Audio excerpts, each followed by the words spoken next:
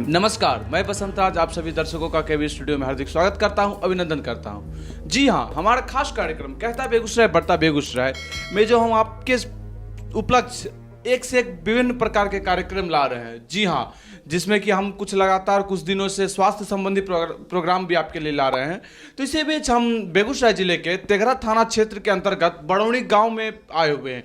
तो यहाँ हम डॉक्टर सीताराम सर से बात करेंगे, जो यहाँ बहुत दिनों से सेवा दे रहे हैं, यहाँ के रोगियों को, यहाँ के लोगों के बीच अपना सेवा ये लोगों को दिए जा रहे हैं। तो इनसे हम कुछ स्वास्थ्य संबंधी बातें करेंगे और स्पेशली खास तौर पे हम यह जानेंगे ये जो बढ़ती ठंड को कड़ाके की ठंड में हम कैसे सुरक्षित रह सकते हैं, कैसे बच सकते हैं।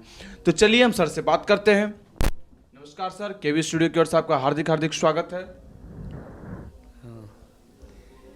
ठंडा से बचने के लिए अभी जितना भी अथी है होवे करेगा,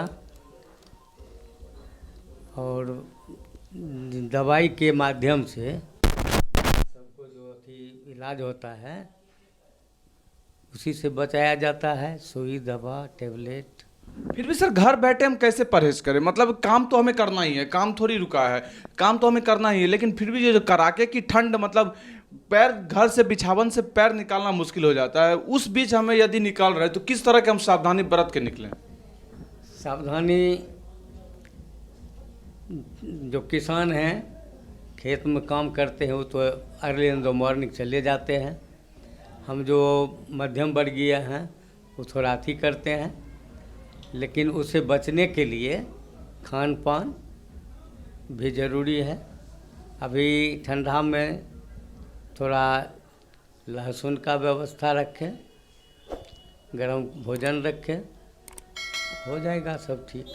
और ये जो सर अभी कोरोना काल भी चल रहा है, ये ठंड को लेके कोरोना का क्या असर पड़ेगा? मतलब कैसे लोग अपने आप को सुरक्षित कर सकेंगे? कोरोना एक तरफ ठंड, तो दोनों में सर कैसे एक दूसरे से अपने आप को बचाया जा सकता है? ये जहाँ तक कोरोना की बात है, हमारी सरकार प्रोपगंडा नमहर्त करती है। अभी हमारे एरिया में कोरोना का कोई अथी नहीं है। उतना भयंकर जो प्रचार हो रहा था उस समय अभी मेरे यहाँ कोई कोरोना का पेशेंट नहीं। बस एक डर का माहौल बन गया था। डर का माहौल बन गया, उसको हम लोग डीलिंग करते हैं अपना सुई दवा दे करके, उसी में सब ठीक हो जाता है। तो कोरोना को हम अभी उतना कैसे लें? तो यह जो सर कहा जाता, मतलब हमारे जो लोग हैं, हमारे जो घर परिवार के लोग हैं, साथी संगति लोग हैं, वो अपने आप को इम्यून सिस्टम सर कैसे स्ट्रांग रखे? घर पे वो क्या करें? क्योंकि सबके बस की बात तो है नहीं। मान लीजिए जो एकदम निम्न वर्ग के लोग हैं, मतलब उनको तो उतनी सुविधा नहीं मिल पाती वो दवा का सुचारू रूप से उपयोग करें, तो घर बैठे वो कैसे सर अपनी इम्यून शक्ति को बढ़ा सकते हैं? उसको तो उसी से बढ़ाएगा, लहसुन से बढ़ाया जाता है, समझे। खान पान में कुछ तो चाहिए ना, तब नहीं इम्यूनिटी बढ़ेगी। हाँ, तो उसी ढंग से होगा। और सर ठंड लगने का कारण क्या होता है? कैसे हमें मतलब कह सकते हैं मुझे ठंडा मार दिया, मुझे ठंडा लग गया, क्या कारण क्या होता है सर ठंड लगने? ठंड का तो एक्सपोजर चलवे न करता है, वेव में उसका चलना होता है। कहीं आप भीतर से अगर शून्य पड़ गए तो आपको लग जाएगा ठंड, और नहीं भीतर से आप ठीक हैं तो उतना परेशान नहीं करेगा। यही ठंड का है। तो जैसे ठंड में सर हमें घर में लहसुन नहीं, आपने बताया कि हमें उपयोग करना चाहिए, और लहसुन के अलावा हम किस तरह ठंड से बचाव कर सकते हैं खुद को?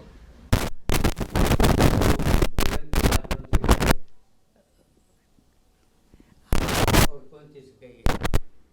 बचाव तो कपड़ा से हो सकता है और विशेष हम क्या बताओ। तो खैर, अच्छा सर आप कितने दिनों से यहाँ प्रैक्टिस पे हैं? मतलब कितने दिनों से आप यहाँ के लोगों को सेवा दे रहे हैं? हम तो 75 से सेवा दे रहे हैं, 1975। 1975 से आप यहाँ के लोगों को सेवा दिए जा रहे हैं। तो सर जैसे कुछ जो निम्न वर्ग के लोग होते हैं, मतलब जैसे हम कह सकते हैं जो गरीब परिवार, मध्यम वर्गीय जो हैं, जिन्हें मतलब खाने तक को साधन नहीं है, अगर वो आपके पास मदद लेने आते हैं, इलाज करवाने आते हैं, आप उसे क्या सुविधा देते हैं? यदि उनके पास पैसे नहीं है तो आप क्या करते हैं? बहुत को तो हम फ्री देखते हैं, बहुत जो गरीब हैं कुछ टैबलेट उबलेट से उनको हम ठीक करते हैं, और उससे जो ज़्यादा होते हैं उनको सुई दवा अलग से पड़ता है, उनका कॉस्ट बढ़ता रहता है। यही होता है। जैसा कि हमने जाना कि सर 1975 से यहाँ के लोगों की सेवा में लगे हुए हैं, और हमने ठंड के बारे में भी सर से कुछ राय लिया।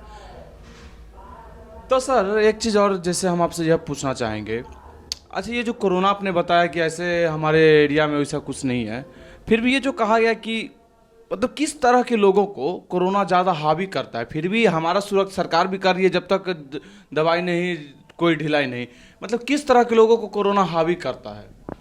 कोरोना डायबिटीज़ वाले को, हार्ट वाले को, इसी सब को ज़्यादा हावी करता है वो।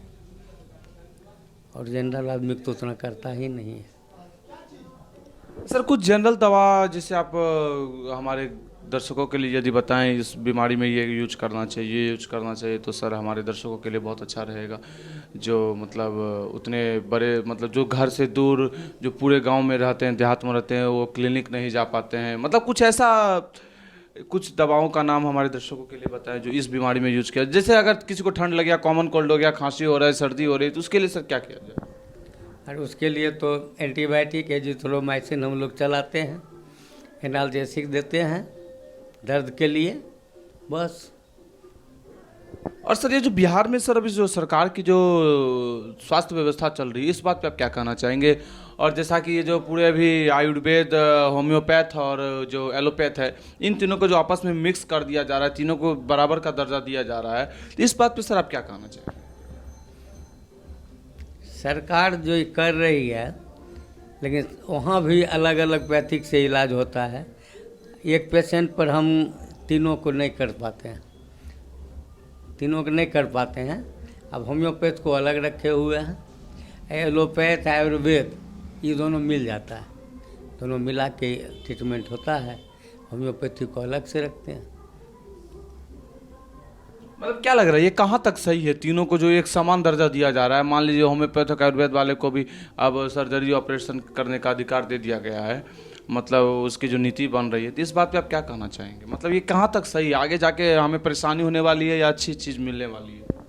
देखिए, ऑपरेशन की जहाँ तक बात है, जो MBBS करके आते हैं वो, और जो BMS करके आते हैं, इंटेलिजेंस बॉय जो रहते हैं, तो उनका भी ऑपरेशन का जो अति है उनके बराबर है। तो इसीलिए वो लोग लड़ाई अपना चालू किए हैं। आज हमको भी मिले उसमें दर्जा, तो सरकार दे रही है तो ठीक है। मान लीजिए जो अपना अथी करवे करते हैं, हाउस सर्जनशिप में रख करके देवे करते हैं सब चीज़, इसको भी दे रहे हैं।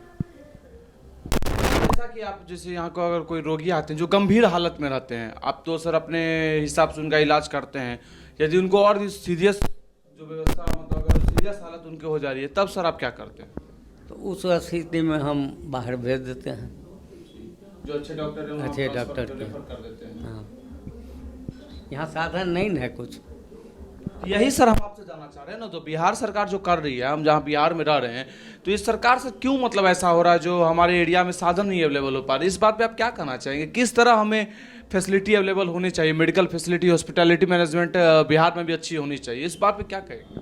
ये तो अभी तक नहीं हुआ है, नहीं लगता है जो होगा। नहीं, फिर भी जो लोग उम्मीद लगाए जा रहे हैं कि नई सरकार जो आई है कि बहुत कुछ होनी चाहिए, तो क्या लगता है कुछ होगा या नहीं?